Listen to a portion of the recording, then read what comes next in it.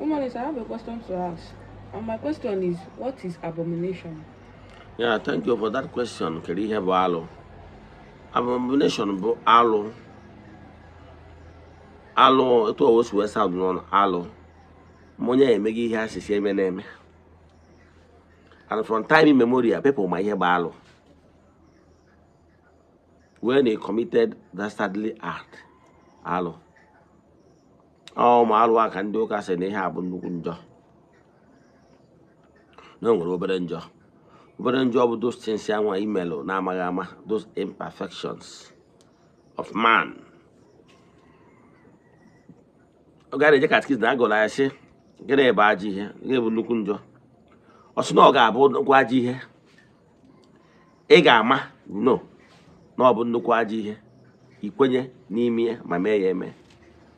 Ndị Igbo na-atụ n'usoro ihe mmadụ chegidere wee gbuo onwe ya abụrụ ihe otu ụbọchị. So whenever you commit murder, and I can tell you, any murder of you committed, you have been nursing it. Whether my 2 years we attacking mother, we buonya. Like a tunde mother, they bunde mother, a plan, they are plan. They just so that's on one day, the monkey go make a dog return, no gas strike. A plan, they are plan. They just go basaru. Like one woman, dear. Yeah, they want some. They now watch television from the back. The woman they were was to be an house, so no one's ever so be a spinal cord. The man believed to death. About that particular day, also down at the striking, plan there. Yeah, be here no go over time. Oh, when other mother me like what I carry you walk here, I say no favor, Abrus has no good. About that particular day, he had mellow. Plan the Igbo, about that do we plan over days. Maybe because of no feel pained, more no feel that she has been used. Almost so many things trigger anger in me, which child not joya, feels yet one, care the guy who couldn't see. You are not permitted to take your life. Moreover, when you hear Megan Wah. Case no but I can tell you that particular thing other ladies see in similar situation lose their virginity. No virgin I can tell you now 50% of women is virgin abro to fast way up near go see wega. But you are a mother check it when she go boom you put an onya and we brew well. Get a map where only Unubi. Yego when I can equal take your open again, keep warm with the Macanonia Buru, we over areas. Even the story I call in the Bible, now the elders said, let the blood, his blood be on their head and their children's head. So why can you open a bow equal for? Whether you instigate somebody or you do it collaboratively, avoid it. What can it unintentionally say? It will have female. Or car will be. You may call without protecting yourself. Your car will be with their female more. It's not a time because you are not the creator. You are not permitted to destroy what you cannot create in creation. Then one should not sleep with one near. Do you know? Let me tell you what will shock you.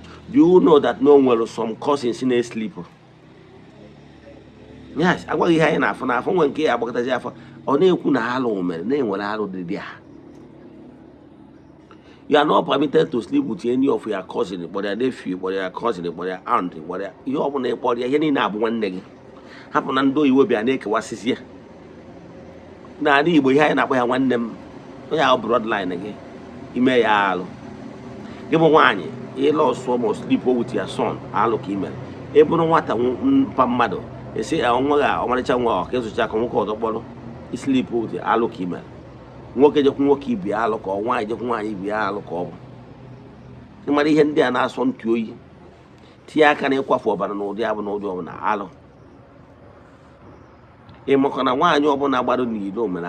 why? Before one you and make one you one, ani obi je mepere nwoke ọzọ ụkwụ ya nke mgbe ọgbogo dị ma na asị nke ọzọ ọfụ ya egbu dị ma na ọ ya egbu ya that is etu esi wa ya nwaanyị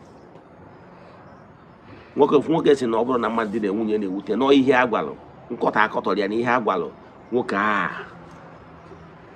na nkọtọ nwunye ya na nwa nwoke kọtọrọ ya ihe na-ewute so bifo nwaanyị ọbụla ị nụrụ anụ emepere onye ọzọ kwụ ha etigo gị o nwere ihe imeri ihe na-ewute ya and o nwere ka esi wa ya nwaanyị nwoke na nwaanyị abụrụ ofu nwoke nwere ike ime ihe ụfọdụ ihe atọ fọn mana nwaanyị no nwaanyị igbopụ ụkpọghọ ọtị ya to onye abụrụ di ya never unless na ọ dịgo bitter n'ebe ị nọ iwu di ya and ọ dị bitter n'ebe ị nọ ịmago na ndụ gị dị asịrịtị so ihe ọbụla bụ ịma ana na-asụ nsọ na bụ ụnụ bụ alụ if you go and destroy altar which you are not the one that created that altar is alụ maka gị nwa na-eji emebi okwu ndị iche ndebe nna gị alụ ka ị na-eme because you are not permitted to do it so obodo differs go to obodo ụnụ mara ihe a ndị bụ ụnụ na-asụ ị ma na nwatakịrị dị na nwunye nna ya alụ ka ọ bụrụ na ya father is no more enwere ka esi atụgharị nkwụ na ya nwụgharị ọkụkọ dị ya